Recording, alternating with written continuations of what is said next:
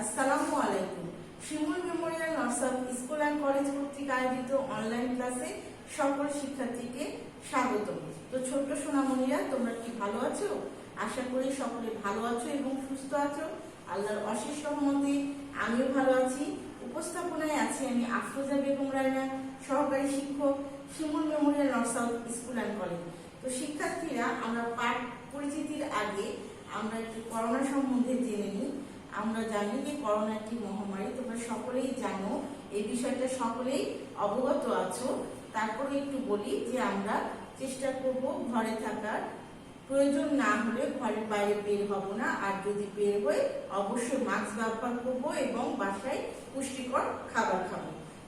এবার দেখো ছোট্ট সোনামণিরা, তোমাদের আজকে পাঠ পরিচিতি আছে শরীরচর্চা ও খেলাধুলা। এই অধ্যায়ের উপরে তোমাদের দুইটা ক্লাস নেওয়া হবে। দুইটা শীটের উপর দুইটা ক্লাস নেওয়ার পরে একটি ফিডব্যাক নেওয়া হবে, যেটা আগামী ক্লাসগুলোতে হয়ে আসছে বা গত ক্লাসগুলোতে হয়েছে যে দুইটা ক্লাসের পরে দুইটা শীটে আমরা একটা ফিডব্যাক দিচ্ছি। আজকেও তাই হবে। তো তোমরা লিখে নাও, খাতা নিয়ে অবশ্যই বসেছো। তো সকলে আমরা কি করব, অধ্যায়ের নামটা লিখে নিই। তো আমরা আলোচ্য বিষয় জানার আগে আমরা শিখন ফলটা একটু জেনে নিই। দেখো শিখন ফলে কি আছে যে স্বাস্থ্য শিক্ষা ও সর্দি কাশি ও হাঁচির সময় কি করণীয় তা বলতে পারবে। তাহলে আমরা আজকে কি জানতে পারবো? তোমরা সকলে শীটটা হাতে পেয়ে গেছো আশা করি। আমরা কালার শীট দিয়েছি তোমাদেরকে, সেই কালার শীটটা সকলে সামনে নিয়ে বসবে এবং ক্লাসের সময় অবশ্যই শীটটা সামনে থাকবে। দেখো, স্বাস্থ্য শিক্ষা, সর্দি কাশি ও হাঁচির সময় কি করণীয় আজকে আমরা পাঠের মাধ্যমে জেনে নিব।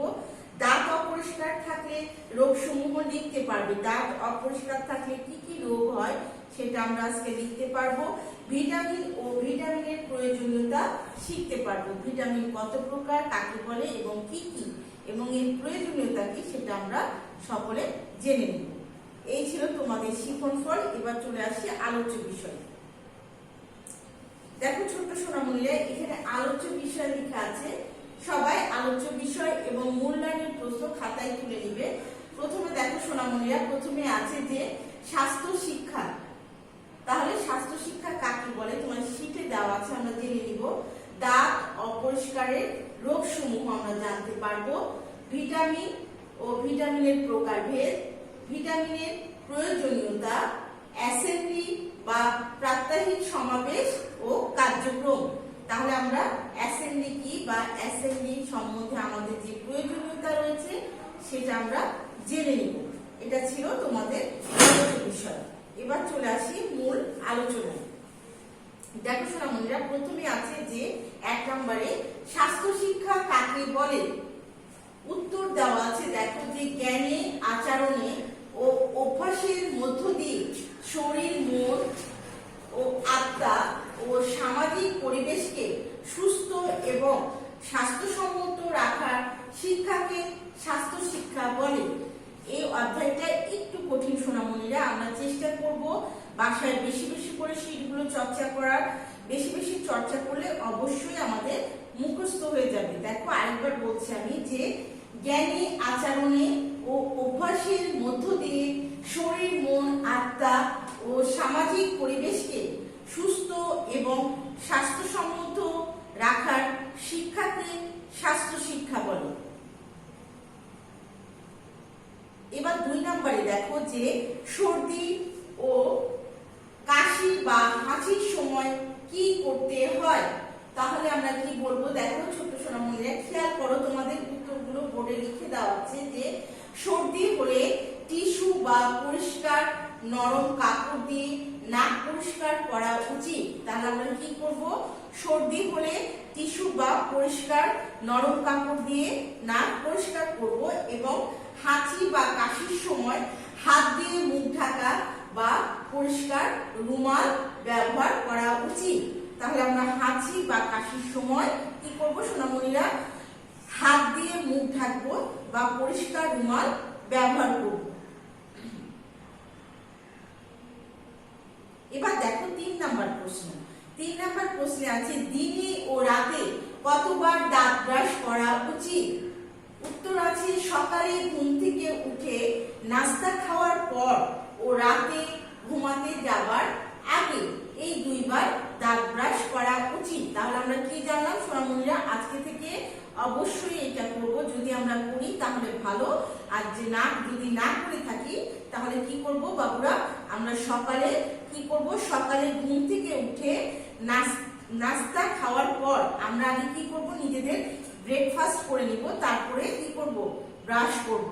এবং রাতে কি ঘুমাতে যাবার আগে এই 2 বার আমরা অবশ্যই দাঁত ব্রাশ করা উচিত আমাদের। তাহলে আমাদের কি হবে, দাঁতে কোনো প্রকার কি রোগসমূহ আক্রান্ত হবে না। এবার দেখো 4 নম্বরে কি বলছে, দাঁত অপরিষ্কার থাকলে কি হয়। আমি একটু আগে বললাম যে দাঁত যদি অপরিষ্কার থাকে তাহলে আমাদের বিভিন্ন রোগসমূহ আক্রান্ত হতে পারে। দেখো দাঁত অপরিষ্কার থাকলে কি হয়, মুখে দুর্গন্ধ হয়। তাহলে আমরা কি জানলাম, যে দাঁত অপরিষ্কার থাকলে মুখে দুর্গন্ধ হয় এবং দাঁতের বিভিন্ন ধরনের রোগ হওয়ার সম্ভাবনা থাকে। তাহলে আমরা কি বুঝবো, যে দাঁত যদি অপরিষ্কার থাকে তাহলে কি হবে, মুখে দুর্গন্ধ হবে এবং দাঁতের মাড়ি বা গোড়াতে কি রক্ত পড়তে পারে বা পুঁজ হতে পারে এবং দাঁতে বিভিন্ন ব্যাকটেরিয়া আক্রমণ করতে পারে। তাহলে আমরা কি করব, অবশ্যই নিয়মিত 2 বার, দিনে 2 বার দাঁত ব্রাশ করব। এবার দেখো সোনামণিরা, যে ভিটামিন কত প্রকার ও কি কি। এখানে আমি দিয়েছি 2টা প্রশ্ন একসাথে করে দেওয়া আছে, তোমরা খেয়াল করো যে ভিটামিন কত প্রকার ও কি কি জানবো এবং স্বাস্থ্য রক্ষায় ভিটামিনের প্রয়োজনীয়তা ব্যাখ্যা করুন। তাহলে আমরা ব্যাখ্যাটাও জেনে নিব যে স্বাস্থ্য রক্ষায় ভিটামিন আমাদের কি কি কাজে লাগে। তাহলে প্রথমে বলেছে দেখো ভিটামিন 6 প্রকার। ভিটামিন কত প্রকার, ভিটামিন 6 প্রকার। কি কি আমরা জেনে নিই, A, B, C, D, E এবং K। তাহলে আমরা কি কি জানলাম সোনামণিরা, যে ভিটামিন 6 প্রকার, vitamin A, B, C, D, E এবং K। এবার দেখো যে ভিটামিন দেহের রোগ প্রতিরোধ ক্ষমতা ও দেহের বৃদ্ধিতে সাহায্য করে। তাহলে কি করছে ভিটামিন, আমাদের দেহের রোগ প্রতিরোধ ক্ষমতা ও দেহের বৃদ্ধিতে সাহায্য করে। চোখ ও হাড় সহ দেহের বিভিন্ন অঙ্গের কাজ সম্পাদনের সহায়তা করে। এক কথায় ভিটামিন দেহকে কর্মক্ষম রাখতে সাহায্য করে। তাহলে আমরা কি জানলাম, যে ভিটামিন আমাদের কি করছে, রোগ প্রতিরোধ ক্ষমতা, দেহের বৃদ্ধিতে সাহায্য করছে, আমাদের হাড় গঠনে সাহায্য করছে এবং দেহকে কর্মক্ষম রাখতে সাহায্য করছে। এবার দেখো অ্যাসেম্বলি বা প্রাত্যহিক সমাবেশ কাকে বলে। যদিও অ্যাসেম্বলিটা তোমাদের স্কুলে হয়, স্কুল ব্যতীত অন্য কোথাও অ্যাসেম্বলি তোমরা পাবে না। যেহেতু তোমাদের স্কুল বন্ধ, তোমরা সকলে অবগত আছো যে স্কুলে অ্যাসেম্বলি হয়। তো আমরা একটু পড়ে নিই। দেখো যে প্রতিদিন সকালে স্কুলের সব ছাত্রছাত্রী, শিক্ষক শিক্ষিকাগণ এক জায়গায় অর্থাৎ মাঠে বা মিলনায়তনে একসাথে সমবেত হয়ে সুনির্দিষ্ট কিছু কাজ সম্পন্ন করাকে অ্যাসেম্বলি বা প্রাত্যহিক সমাবেশ বলে। তাহলে আমরা কি জানলাম সোনামণিরা, যে আমরা সকালে কি করি, স্কুলের সব ছাত্রছাত্রী, শিক্ষক শিক্ষিকাগণ মাঠে বা কি মিলনায়তনে এক জায়গায় সমবেত হয়ে কাজ সম্পূর্ণ করাকে অ্যাসেম্বলি বা প্রাত্যহিক সমাবেশ বলে। এবার দেখো অ্যাসেম্বলির কাজ কয়টি। অ্যাসেম্বলি বা প্রাত্যহিক সমাবেশের ধারাবাহিক কার্যক্রমগুলো বর্ণনা করুন। অ্যাসেম্বলির কাজ 6টি। আমরা সকলে শীট পেয়ে গেছি এবং শীটে আমাদের 6টি কাজ উল্লেখ করা রয়েছে। তোমরা শীট দেখে অবশ্যই প্রশ্নগুলো বেশি বেশি করে মুখস্থ করবে, কারণ প্রশ্নগুলোর অ্যান্সার অনেক বড় এবং তোমরা যেহেতু ছোট বাবু, বাসায় বেশি বেশি চর্চা করবে। দেখো অ্যাসেম্বলির কাজ 6টি, যথা কি বলছে, ছোট থেকে প্রথম কাজটা কি বলছে, যে ছোট থেকে বড় অনুযায়ী সারিবদ্ধভাবে দাঁড়ানো। আমাদের প্রথম কাজ কি হলো সোনামণিরা, তাহলে ছোট থেকে বড় অনুযায়ী সারিবদ্ধভাবে দাঁড়ানো। 2 নম্বর কাজ আছে জাতীয় পতাকা উত্তোলন ও স্যালুটের মাধ্যমে জাতীয় পতাকার প্রতি সম্মান প্রদর্শন। তাহলে আমরা কি করলাম তাহলে আজকে 2 নাম্বার কাজ জাতীয় পতাকা উত্তোলন এবং স্যালুটের মাধ্যমে জাতীয় পতাকার প্রতি সম্মান প্রদর্শন। 3 নাম্বার কাজ কি বলছে, নিজ নিজ ধর্মগ্রন্থ থেকে তেলাওয়াত পাঠ। আরেকবার বলি সোনামণিরা, 3 নাম্বার কাজ হচ্ছে নিজ নিজ ধর্মগ্রন্থ থেকে তেলাওয়াত পাঠ। 4 নাম্বার হচ্ছে ডান হাত সামনে সোজা রেখে শপথ পাঠ করা। আরেকবার বলি যে ডান হাত সামনে সোজা রেখে শপথ পাঠ করা। 5 নাম্বার কাজ হচ্ছে মুষ্টিবদ্ধ 2 হাত পাশে রেখে মাথা সোজা করে সোজা হয়ে দাঁড়িয়ে জাতীয় সঙ্গীত পরিবেশন করা। আরেকবার বলো সোনামণিরা, মুষ্টিবদ্ধ 2 হাত 2 পাশে সোজা রেখে মাথা সোজা রেখে সোজা হয়ে দাঁড়িয়ে জাতীয় সঙ্গীত পরিবেশন করা। এবং 6 নাম্বার কাজ হচ্ছে সারিবদ্ধভাবে নিজ নিজ শ্রেণীকক্ষে গমন। তাহলে আমরা কি করবো সোনামণিরা, আমরা এই 6টা কাজ খুব সুন্দরভাবে বাসায় মুখস্থ করে নিব। যে কোনো কাজ আসতে পারে পরীক্ষায়, যে অ্যাসেম্বলির প্রথম কাজটি লিখো বা ষষ্ঠ কাজটি কি বা চতুর্থ কাজটি কি, আমরা যেন সুন্দর করে অ্যান্সার দিতে পারি এবং সঠিকভাবে লিখতে পারি, সেজন্য বাসায় চর্চা করব। এবার দেখো মূল্যায়ন কি বলেছে, যে দিনে ও রাতে কতবার দাঁত ব্রাশ করা উচিত। আমরা কি পড়লাম সোনামণিরা, দিনে ও রাতে 2 বার দাঁত ব্রাশ করা উচিত। 2 নাম্বার প্রশ্নে আছে ভিটামিন কত প্রকার। তাহলে আমরা কি করব, ভিটামিন 6 প্রকার। স্বাস্থ্য শিক্ষা কাকে বলে। স্বাস্থ্য শিক্ষা কাকে বলে আমাদের 3 নাম্বার কোশ্চেনে আছে, যে জ্ঞানী আচরণে ও অভ্যাসের মধ্য দিয়ে শরীর মন আত্মা ও সামাজিক পরিবেশকে সুস্থ এবং স্বাস্থ্যসম্মত রাখার শিক্ষাকে কি বলে, স্বাস্থ্য শিক্ষা বলে। তারপরে দেখো 4 নাম্বার কোশ্চেন আছে, যে 4 নাম্বার কোশ্চেন আছে যে অ্যাসেম্বলির কাজ কয়টি। আমরা কি বলবো সোনামণিরা, যে অ্যাসেম্বলির কাজ 6টি। এই ছিল তোমাদের মূল্যায়ন পর্ব। এবার দেখো সোনামণিরা, ব্যবহারিকে চলে এসেছি। এখানে ব্যবহারিকে আমি গতদিনে তোমাদেরকে শিখিয়েছিলাম যে ওয়ার্ড আর্টে নিজের পুরো নাম লিখে কি বাসায় রং করার পদ্ধতি শেখানো হলো। তাহলে আজকে আমরা কি শিখবো, পেইন্ট সফটওয়্যারে মুখোশকে রং করার পদ্ধতি শেখানো হবে। আমরা চলে যাই ব্যবহারিক ক্লাসে। সকলে মনোযোগ দিয়ে ব্যবহারিক ক্লাসটা করবে, কারণ এটা তোমাদের পাঠেরই একটি অংশ। তো সোনামণিরা চলো চলে যাই ব্যবহারিক ক্লাসে।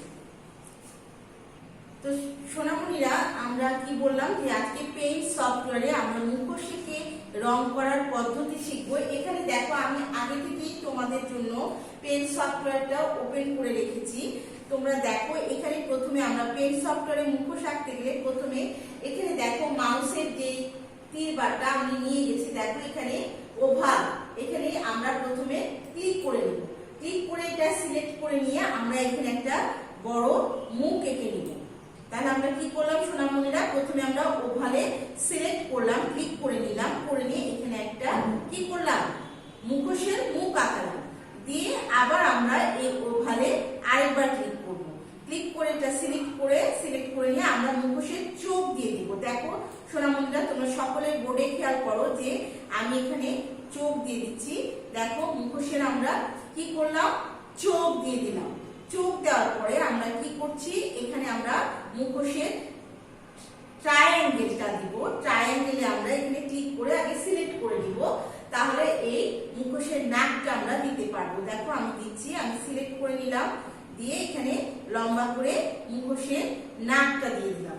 এবার কি করব সোনামণিরা, মুখোশের ঠোঁটটা তো দিতে হবে, তাই না? তাহলে আমরা কি করব, এখানে দেখো এখানে কার্ভ করে একটা এখানে চিহ্ন আছে, যে আমি দেখো দেখাচ্ছি, এখানে কার্ভ লেখা আছে। এখানে কার্ভে আমরা সিলেক্ট করে ক্লিক করে নিব। করে নেওয়ার পরে আমরা কি করব, মুখোশের মুখটা দেওয়া আছে, প্রথমে আগে এরকম করে একটু সোজা একটা দাগ দিয়ে নিব। তারপর আমরা এটার মাঝখানে ধরে নিচের দিকে একটু টান দিব। তাহলে কি হবে সোনামণিরা, এই যে মুখোশটা আমাদের আঁকানো হয়ে গেল। তাহলে আমরা কি করলাম, আরেকবার বলি, ঠোঁটটার ক্ষেত্রে আমরা প্রথমে কার্ভকে কি করলাম, সিলেক্ট করে নিলাম, তাই না? ক্লিক করে নিলাম, করে নিয়ে আমরা এখানে এসে একটা সোজা একটা আগে নিচের দিকে একটু ঢিলা ভাবে কি করলাম, দাগ দিলাম। তাহলে কি হবে, মুখোশের ঠোঁটটা খুব সুন্দরভাবে তোমরা আঁকাতে পারবে। এবার আমরা এই মুখোশটা রং করবো। তাহলে সোনামণিরা, রং করতে গেলে প্রথমে এখানে দেখো যে এখানে একটা রঙের বালতি দেওয়া আছে। রঙের বালতিটা প্রথমে সিলেক্ট করে নিব। সিলেক্ট না করলে আমাদের কিন্তু রং করা যাবে না। রঙের বালতি আমরা সিলেক্ট করা নেওয়ার পরে আমাদের এখানে দেখো বিভিন্ন ধরনের কালার শো করছে। তাহলে আমরা আমাদের পছন্দ মতো রং দিয়ে মুখোশটা রং করি। তোমরাও বাসায় তোমাদের পছন্দ মতো রং দিয়ে রং করবে। প্রথমে আমরা কালো রংটা দেখো সিলেক্ট করাই আছে। কালো রংটা মুখোশের 2 চোখে দিয়ে দিলাম। এবার কি করবো সোনামণিরা, নাকে কি রং দিব, নাকে আমরা লাল রংটা দিয়ে দিই। তাহলে লাল রংটা সিলেক্ট করে নিয়ে আমরা এখানে লাল রংটা দিয়ে দিলাম। এবার কি করব সোনামণিরা, মুখে রং দিব, তাই না? তাহলে হলুদ রংটা আমরা সিলেক্ট করে নিয়ে আমরা মুখোশের মুখে দিয়ে দিলাম। এই হচ্ছে সোনামণিরা তোমাদের মুখোশ রং করা। তাহলে কি কঠিন লাগছে? বাসায় চর্চা করবে। আমি তো তোমাদেরকে ক্লাসে আরেকবার দেখাবোই, তখন তোমরা একটু বেশি বেশি চর্চা করে নিবে। এইভাবে আমরা মুখোশ রং করব এবং রংটা নিজের পছন্দ মতো দিব। নিষেধটাই দিতে হবে এমন কোনো কথা নয়। তো সোনামণিরা, এই ছিল তোমাদের ব্যবহারিক ক্লাস। আমরা আবার চলে যাই ক্লাসে। তো সোনামণিরা, ব্যবহারিক ক্লাস তো করলাম।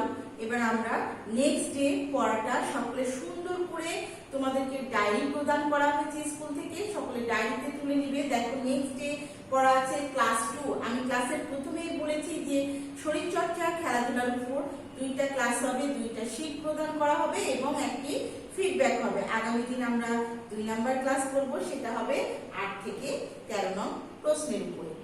তো ছোট্ট সোনামণিরা, এই ছিল তোমাদের আজকের ক্লাস। পরবর্তী ক্লাসের আমন্ত্রণ জানিয়ে এখানে